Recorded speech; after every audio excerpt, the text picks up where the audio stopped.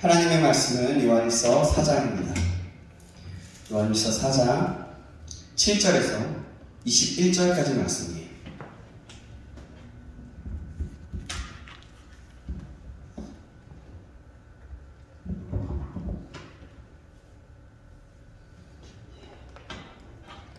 요한일서 4장 7절에서 21절까지 말씀. 제가 가지고 있는 성경책으로는 신약성경 391페이지입니다. 요한일서 4장 7절에서 21절까지 말씀. 제가 한 구절, 여러분이 한 구절 교독하도록 하겠습니다. 사랑하는 자들아, 우리가 서로 사랑하자. 사랑은 하나님께 속한 것이니 사랑하는 자마다 하나님으로부터 나서 하나님을 알고 사랑하지 아니하는 자는 하나님을 알지 못하나니 이는 하나님은 사랑이시니라. 하나님의 사랑이 우리에게 이렇게 나타난 바 되었으니 하나님이 자기의 독생자를 세상에 보내심은 그로 말미암아 우리를 살리려 하신다. 사랑은 여기 있으니 우리가 하나님을 사랑한 것이 아니요 하나님이 우리를 사랑하사 우리 죄를 속하기 위하여 한 번 제물로 그 아들을 보내셨습니다. 사랑하는 자들아, 하나님이 이같이 우리를 사랑하셨은즉 우리도 서로 사랑하는 것이 마땅하도다. 어느 때나 하나님을 본 사람이 없으되 만일 우리가 서로 사랑하면 하나님이 우리 안에 거하시고 그의 사랑이 우리 안에 온전히 이루어지느니라. 그의 성령을 우리에게 주심으로 우리가 그 안에 거하고 그가 우리 안에 거하시는 줄을 아느니라. 아버지가 아들을 세상의 구주로 보내신 것을 우리가 보았고 또 증언하노니 누구든지 예수를 하나님의 아들이라 시인하면 하나님이 그의 안에 거하시고 그도 하나님 안에 거하느니라. 하나님이 우리를 사랑하시는 사랑을 우리가 알고 믿었노니 하나님은 사랑이시라. 사랑 안에 거하는 자는 하나님 안에 거하고 하나님도 그의 안에 거하시느니라. 이로써 사랑이 우리에게 온전히 이루어진 것은 우리로 심판날에 담대함을 가지게 하려 함이니 주께서 그러하신 것 같이 우리도 이 세상에서 그러하니라. 사랑 안에 두려움이 없고 온전한 사랑이 두려움을 내쫓나니 두려움에는 형벌이 있음이라. 두려워하는 자는 사랑 안에서 온전히 이루지 못하였느니라. 우리가 사랑함은 그가 먼저 우리를 사랑하셨습니다. 누구든지 하나님을 사랑하노라 하고 그 형제를 미워하면 이는 거짓말하는 자니 보는 바 그 형제를 사랑하지 아니하는 자는 보지 못하는 바 하나님을 사랑할 수 없느니라. 같이 읽겠습니다. 우리가 이 계명을 주께 받았나니 하나님을 사랑하는 자는 또한 그 형제를 사랑할지니라. 아멘. 반갑습니다. 여러분 한 주간 잘 보내셨어요? 네. 우리 한번 인사해 볼까요? 잘 오셨습니다. 잘 오셨습니다. 네, 잘 오셨습니다. 마스크를 다 쓰고 있지만 여러분들이 눈을 보면서 여러분 눈이 웃는 모습이라서 네, 참 예쁩니다. 네, 그래요. 정말 여러분들 주님의 이름으로 사랑하고 축복하고 환영합니다. 오늘은 하나님은 사랑이십니다 라는 제목으로 하나님 말씀 받을 거예요. 하나님은 뭐라고요? 사랑이십니다. 이 얘기는 누구나 너무나 많이 들어봤던 이야기일 것이고 우리가 어렸을 때부터 아마 여기 계신 분들은 대부분 다 어렸을 때부터 신앙생활을 하시고 교회를 다니셨기 때문에 이 말은 정말 우리의 기가 막히고 마음에 막 쏙쏙 그냥 틈만 나면 듣는 소리였을 것 같습니다. 그러나 하나님이 어떻게 우리를 사랑하는지 우리가 어떻게 보면 이 내용에 대해서 알 수도 있고요. 또 이미 알지만 지식으로만 알 수도 있어요. 그리고 또 우리가 몰랐던 부분도 많이 있을 수 있습니다. 우리가 오늘 말씀을 통해서 우리가 또 하나님께서 우리에게 지금 우리에게 주시는 말씀이 어떤 것인지 듣기를 소망합니다. 요한일서는 사도 요한이 듣고 보고 손으로 만진 예수 그리스도에 대한 사랑의 고백이에요. 사도 요한은 다른 제자와는 다르게 하나님을 세 가지로 정했습니다. 왜냐하면 첫 번째로는 요한복음 4장 24절에 하나님은 영이십니다 라고 했어요. 하나님은 영이시기에 우리의 몸뿐만 아니라 마음과 영도 하나님을 예배해야 한다라고 하는 것이죠. 그런 의미입니다. 둘째, 하나님은 빛이십니다 라고 말씀하셨어요. 요한일서 1장 5절에 하나님이 비치시기에 하나님을 믿는 성도들은 어두움 가운데 다니지 말아야 한다. 어두운 가운데 있어서도 안 되고 어두운 가운데 안주해 있어도 안 됩니다. 하나님께서 빛이시기 때문에 우리는 빛 가운데 거하고 빛 가운데 행동해야 한다는 것입니다. 세 번째로는 오늘 요한일서 4장 8절이 기록하고 있는 것처럼 하나님은 사랑이시다. 하나님께서 사랑이시기 때문에 우리가 서로 사랑해야 한다고 사도 요한은 강조하고 있어요. 세 번째 정의는 첫 번째와 두 번째 정의를 모두 포함해요. 함께 포함되어 말할 수 있어요. 그래서 오늘 본문을 통해서 사도 요한은 서로 사랑하는 것을 마지막에 강조하고 있어요. 사도 요한은 우리가 서로 사랑해야 하는 이유를 7절과 8절에서 말하고 있어요. 7절과 8절 말씀 한번 볼까요?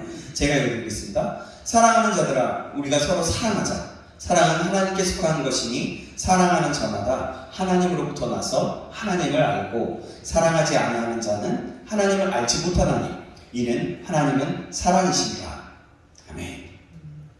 우리가 서로 사랑해야 되는 첫 번째 이유는 사랑이 하나님께 속한 것이기 때문입니다. 하나님의 본성 자체가 사랑이기 때문이에요. 사탄은 사랑할 수 없어요. 사탄은 서로 죽이고자 하는 생각밖에 할 수 없는 그런 존재입니다. 그래요. 귀신도 마찬가지죠. 사랑은 사랑은 하나님만이 하실 수 있는 거예요. 하나님만이 유일한 창조주이시며 사랑 그 자체이시기 때문입니다. 7절 말씀을 다시 보면 사랑하는 자마다 하나님으로부터 나서 하나님을 알고 라고 기록되어 있어요. 하나님께서 사랑이시기 때문에 사랑하지 않는 사람은 하나님을 알 수 없다는 거예요. 우리가 하나님을 안다, 하나님을 믿는다 라고 말하는 것은 우리가 사랑한다는 뜻입니다. 여러분 정말 그러시죠? 정말 그런 거예요.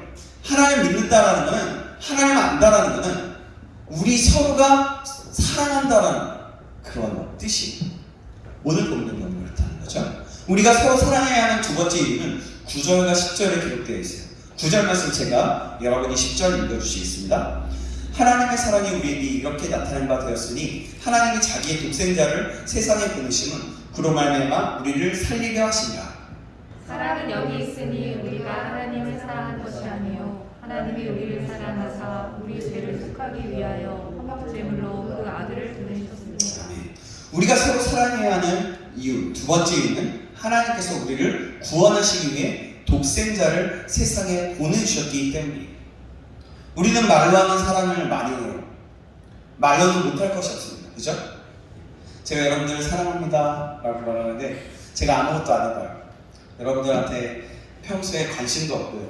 그러다가 왔니? 동안 왔어? 그냥 이러고 왔어? 집사님 왔어요? 반가워요. 그리고 딱 끝이야. 이게 진짜 사랑합니다? 이렇게 얘기해요. 이게 진짜 사랑일까라는 거죠. 말로는 뭐든지 다 할 수 있다는 거예요. 그러나 행동이 따라주지 않는다면, 삶으로 보여주지 못한다면 그 사랑은 완전한 것이 아니라는 거예요. 하나님께서 우리를 사랑하신다고 말씀하셨습니다. 그래요. 때로는 선지자를 보내서 말씀하셨고 때로는 직접 말씀하시기도 했어요. 그리고 독생자 예수 그리스도를 이 땅에 보내셔서 그 사랑을 증명하셨습니다. 10절을 보니까 하나님이 우리를 사랑하사 우리 죄를 속하기 위하여 화목제물로 그 아들을 보내셨습니다 라고 기록하고 있어요. 하나님께서 독생자 아들을 화목제물로 주셨다는 거예요.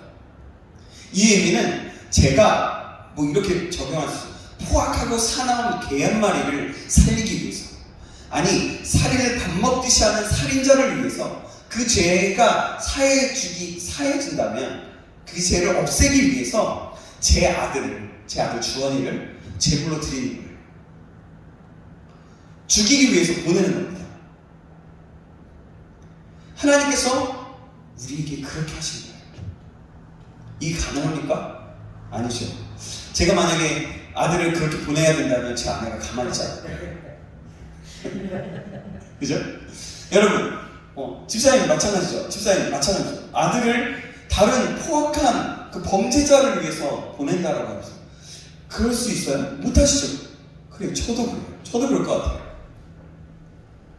부모처럼 정말 불가능한 것 같습니다. 여러분들이 부모라면 그래요. 못 보내죠. 또 여러분들, 만약에 여러분들의 가족을 어머님이나 아빠나 엄마나 아니면 또 내 형제들을 다른 사람을 내 형제를 죽여서 다른 사람을 살리기 위해서, 다른 사람의 그 포악하고 그 죄악이 없애져서 자유케 하기 위해서 그 강도를 그렇게 한다면 할 수 있겠네요. 못하겠죠? 그렇죠? 못하겠죠? 맞아요. 그렇다는, 이렇게 하나님이 자기 아들을 보내셨다라는 것은 그만큼 우리를 사랑하셨다는 거예요. 이것이 바로 우리가 서로 사랑해야 할 이유입니다. 왜냐하면 하나님이 명령하셨거든요. 10절을 다시 봅니다. 보십시오. 하나님이 우리를 사랑하사 우리 죄를 속하기 위하여라는 구절을 보면 하나님께서는 죄인들을 위해서 자기의 아들을 주시는 것을 알 수 있습니다.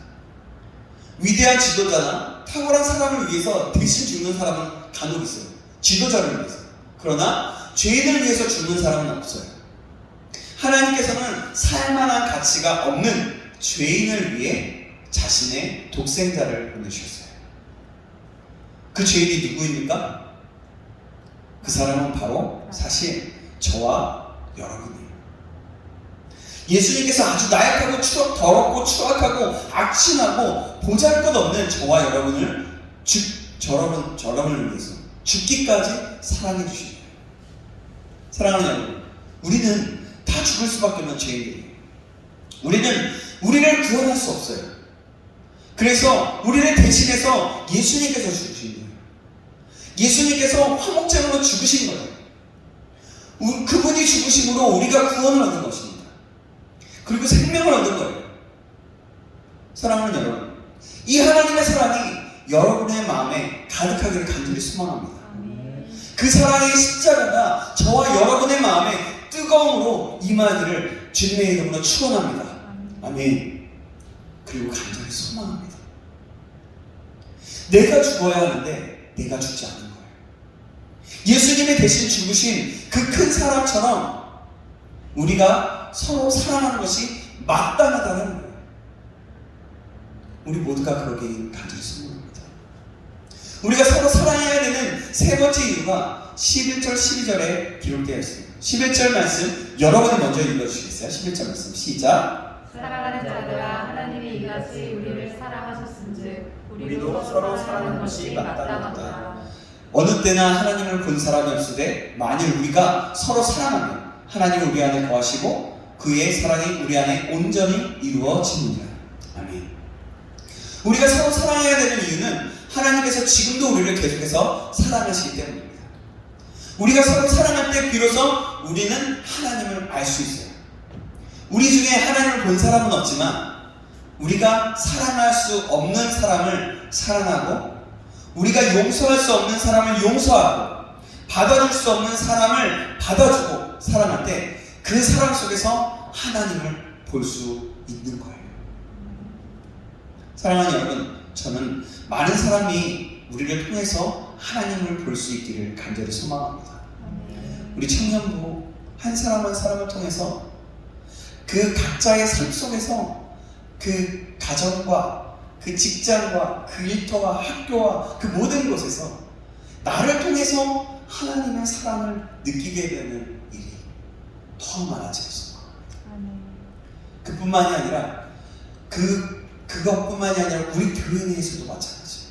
우리 교회 내에서도 내가 있으므로, 내가 그 자리에 있으므로 내가 그 자리에 있으니까 동환이가 그 자리에 있으니까 사랑이 되게 많이 큰 것 같아. 이 사람만 가면 기쁨이만 가면 참 신기하게 사랑이 되게 많네. 되게 뭔가 되게 더 화목하네. 그렇게 되는 역사가 일어나기를 소망합니다. 하나님께서 우리 안에 거하신다는 말은 무엇입니까? 하나님께서 우리 안에 어떻게 거하시겠습니까? 하나님께서는 성령으로 우리 안에 거하십니다. 고린도전서 3장 16절에서 이런 말씀을 하고 있어요. 너희는 너희가 하나님의 성전인 것과 하나님의 성령이 너희 안에 계시는 것을 알지 못하느냐. 아멘. 하나님의 성령이 우리 안에 거하십니다. 사도 요한은 우리 안에 거하시는 성령이 우리가 하나님 안에, 하나님께서 우리 안에 거하여서 하나 되게 하는 그런 놀라운 신비로움을 이룬다고 말씀하고 있습니다. 13절에서 16절 말씀입니다. 제가 한 구절, 여러분이 한 구절 교독할게요. 크게 읽어주세요. 읽어주실 때 그의 성령을 우리에게 주심으로 우리가 그 안에 거하고 그가 우리 안에 거하시는 줄을 아느니라. 아버지가 아들을 세상의 구주로 보내신 것을 우리가 보았고 또 증언하노니 누구든지 예수를 하나님의 아들이라 시인하면 하나님이 그의 안에 거하시고 그도 하나님 안에 거하시느니라.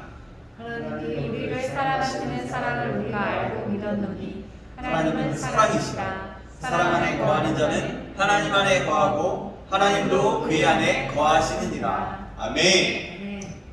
우리 안에 거하시는 성령께서 하시는 일은 하나 되게 하는 거예요. 하나님과 우리가 하나 되는 일은 정말 놀라운 일입니다. 여러분, 신과 사람이 하나가 된다는 것, 그것은 다른 정말 놀라운 일이에요. 근데 그런 개념을 신기한 것은 불교에서는 얘기하고 있고 다른 종교에서도 얘기하고 있다는 그런 게 되게 신기하죠? 근데 봐보세요. 이거는 정말 놀라운 일이거든요. 13절에 그의 성령을 우리에게 주심으로 우리가 그 안에 거하고 그가 우리 안에 거하시는 줄 아느니라 라고 말씀했어요. 성령으로 말미암아 우리가 하나님께서 우리 안에, 우리가 하나님 안에 거하는 것을 안다 라고 했습니다. 성령이 우리 안에 거하기 때문에 우리가 알게 됩니다. 그러나 그 다른 종교의 그 개념들은 뭐냐면 자기가 비워내고 자기가 뭔가를 해내야지만 한다라고 생각한다는 거예요.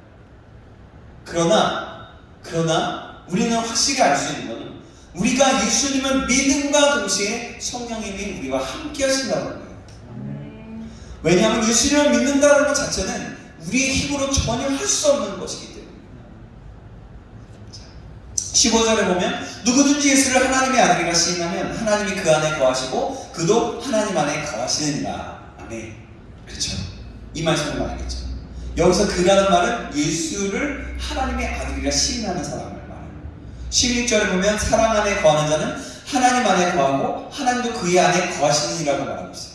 이 모든 것은 다시 한번 말하지만 성령께서 예수 그리스도를 구주로 고백할 때 이루어지는 거예요. 그리고 그 성령이 충만할 때에 그 깊이가 더욱더 깊어지는 거예요. 더욱더 깊어져요. 파도 성령이 충만할 때 파도 그 깊이를 모르는 거죠. 그렇게 깊어진다는 거죠. 우리는 예수 그리스도에 대한 사랑의 고백을 통해서 하나님에 거할 수 있게 되었습니다. 사랑의 힘으로는 예수를 나의 구주로, 사랑의 힘으로 나의 구주로 고백할 수 없어요. 다시 한번 말하지만 성령으로 말미암아 고백할 수 있는 겁니다. 성령으로 말미암아 우리가 하나님 안에, 하나님께서 우리 안에 거하는 하나됨을 맛보는 거예요. 로마서 8장 15절에 보면 너희는 다시 무서워하는 종의 영을 받지 아니하고 양자의 영을 받았으므로 우리가 아빠, 아버지라고 부르짖느니라 라고 말씀하고 있어요. 성령으로 말미암아 하나님을 아빠, 아버지라고 부르고 성령님으로 말미암아 예수 그리스도를 구주로 고백한다는 거예요. 요한계시록 3장 20절에 보면 볼지어다 내가 문 밖에 서서 두드리노니 누구든지 내 음성을 듣고 내 문을 열면 내가 그에게로 들어가 그와 더불어 먹고 그는 나와 더불어 먹으리라고 예수님께서 말씀하십니다. 사랑하는 여러분, 하나님께서 우리 안에 계세요. 여러분 믿으십니까? 확실히 믿으시기 바랍니다. 우리가 하나님 안에 거합니다. 이 하나님이 얼마나 놀라운 일입니까? 요한복음 17장 22절에서 23절 보면 예수님이 하나님께 기도를 드리는 장면이 나와요. 제가 읽어드리겠습니다. 내게 주신 영광을 내가 그들에게 주었사오니 이는 우리가 하나가 된 것 같이 그들도 하나가 되게 하려 함이니이다. 곧 내가 그들 안에 있고 아버지께서 내 안에 계시어 그들로 온전함을 이루어 하나가 되게 하려면 아버지께서 나를 보내신 것과 또 나를 사랑하신 같이 그들도 사랑하신 것을 세상으로 알게 하려 함이로소이다. 아멘. 하나님과 예수님이 하나이고 예수님과 우리가 하나. 예수님과 우리가 하나인 것처럼 예수님이 하나님과 하나인 것과 마찬가지로 하나님과 우리가 하나라는 거예요. 사랑하는 여러분, 하나님께서 여러분 안에 거하시기를 주님의 이름으로 축복합니다. 여러분이 하나님 안에 거하시기를 주님의 이름으로 축복합니다. 아멘. 그 모든 것은 성령으로 이루어집니다.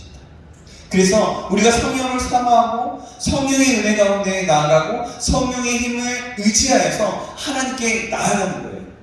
성령 충만으로 나아갈 수 있다는 거죠. 다시 한번 축복합니다. 성령 충만하시길 주님의 이름으로 간절히 소망합니다. 성령으로 말미암아 하나님과 우리가 하나 되는 놀라운 영광의 자리에 나아가기를 축복합니다. 아멘. 하나됨의 열매. 그러면 하나됨의 열매에 대해서 사도 요한이 말하는데 그것은 무엇일까요? 17절에서 21절 말씀 우리 다시 한번 읽어볼게요. 제가 한 구절, 여러분이 한 구절 또 한번 읽겠습니다. 이로써 사랑이 우리 안에 온전히 이루어진 것은 그 우리로 심판날에 담대함을 가져가려 하니 주께서 그러하신 것 같이 우리도 이 세상에서 그러하니라. 사랑 안에 두려움이 없고 온전한 사랑이 두려움을 내쫓나니 두려움에는 형벌이 있으리라. 두려워하는 자는 사랑 안에 온전히 이루지 못하느니라. 우리가 사랑하면 우리가 먼저 우리를 사랑하셨습니다. 그가 먼저 우리를 사랑하셨습니다.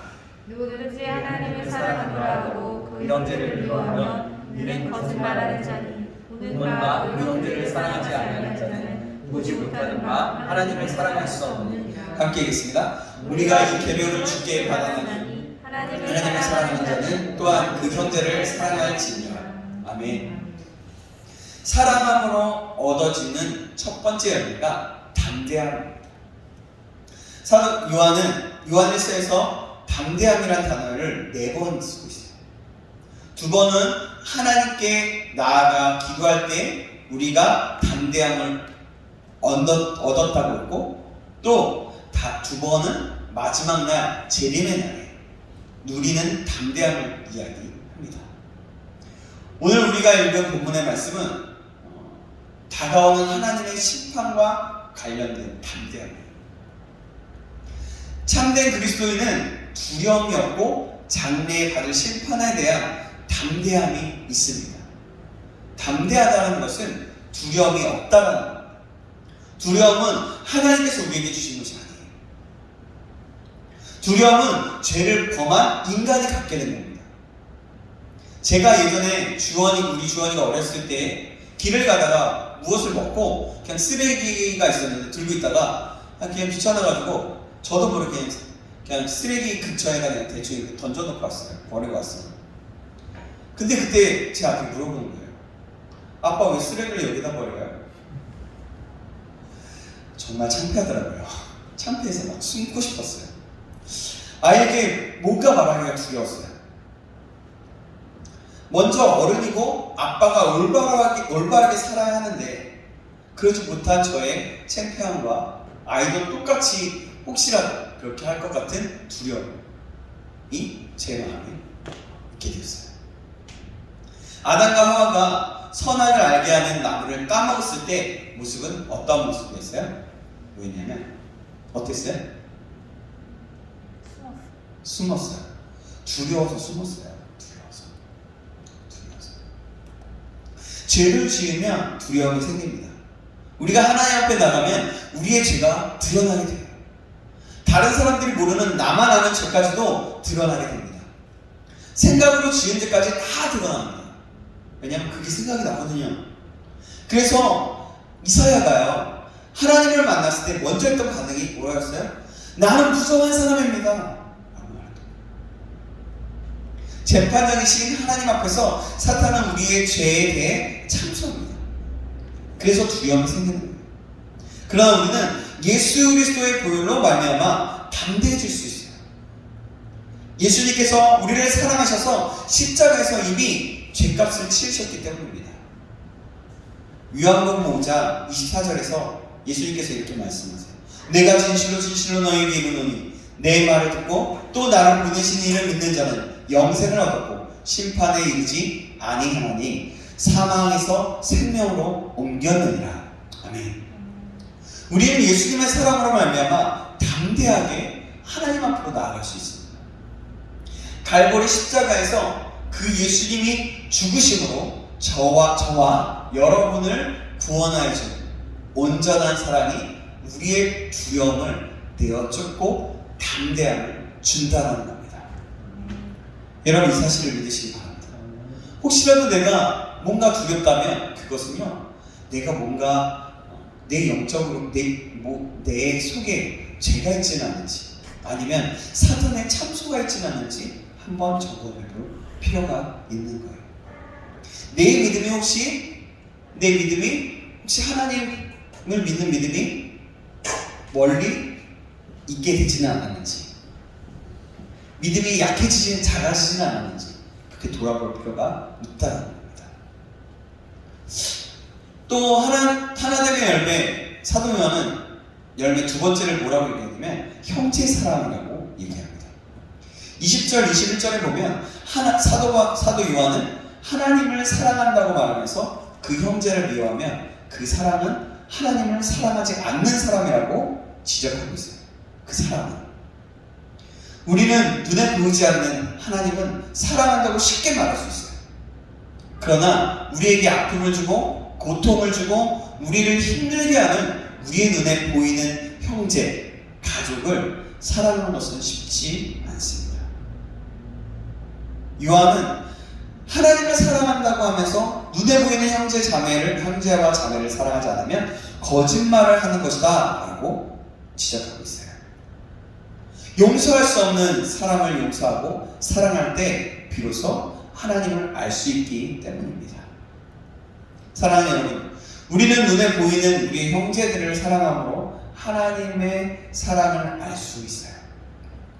우리가 사랑할 수 없는 사람들을 사랑하고 용서할 수 없는 사람들을 용서하는, 그래서 사랑의 몸부림을 통해서 우리가 하나님의 사랑을 배워가고 하나님의 사랑을 알고 그 하나님의 사랑 가운데 거할 수 있는 겁니다. 사랑하는 여러분, 제가 계속해서 반복하죠. 사랑하는 여러분, 정말 여러분들 사랑해요. 네. 하나님을 사랑하는 그 사랑이 우리의 형제 자매를 사랑하는 그 사랑이 되기를 간절히 소망합니다. 더 나아가 내 형제 자매뿐만 아니라 내 주변의 형제 자매들, 즉 이웃을 사랑함으로 그 사랑이 완성되기를 간절히 소망합니다. 10절을 볼 때 사랑받을 수 없는 우리를 사랑하신 하나님을 보고 사랑할 수 없는 형제 자매들을 사랑할 힘과 용기를 얻기를 간절히 소망합니다. 여러분, 나 같은 죄인도 하나님이 사랑하셨는데, 나 같은 사람도 하나님이 사랑하셔서 아들을 보내셨는데, 다른 사람, 그렇다면 나에게 그렇게 생명 주신 그 사랑을 생각한다면 다른 사람을 사랑해야 되지 않겠어요? 사랑할 수 있지 않겠어요? 그 은혜를 생각하면. 한 가지 더 도전하고 싶은 것이 있습니다. 이 사랑은 더욱더 확장시켜야 돼요. 그것이 무엇이냐면 아까 얘기한 거에 조금 더 확장하는 거예요. 내 삶 속에서 하나님을 사랑하는 모습을 나타내야 하는 것, 그것을 전하는 것, 자랑하는 것입니다. 하나님을 사랑하고 형제들을 사랑한다면 우리는 이웃도 사랑할 수 있는 거예요. 사실 여러분 그렇잖아요. 이웃은 쉽게 사랑할 수 있어요. 지금 뭐 반면으로 좀 이렇게 반대되는 말이 될 수가 있는데요. 여러분, 이웃을 사랑하는 건 쉬워요. 가난한 사람, 불쌍한 사람, 그런 사람들을 사랑하기 쉬워요. 근데 내 가족이 어때요? 내 가족 사랑하는 거. 때로는 내 말을 내가 계속해서 말했는데 그 말이 고쳐지지 않는 것을 보면서 웬수 같은 이런 게 있지 않나요? 쉽지가 않아요. 사실 그렇기 때문에 우리가 가족을 사랑하고 용납하고 사랑할 수 있으면 사실은 이웃을 사랑하는 건 굉장히 쉽게 될 수 있어요.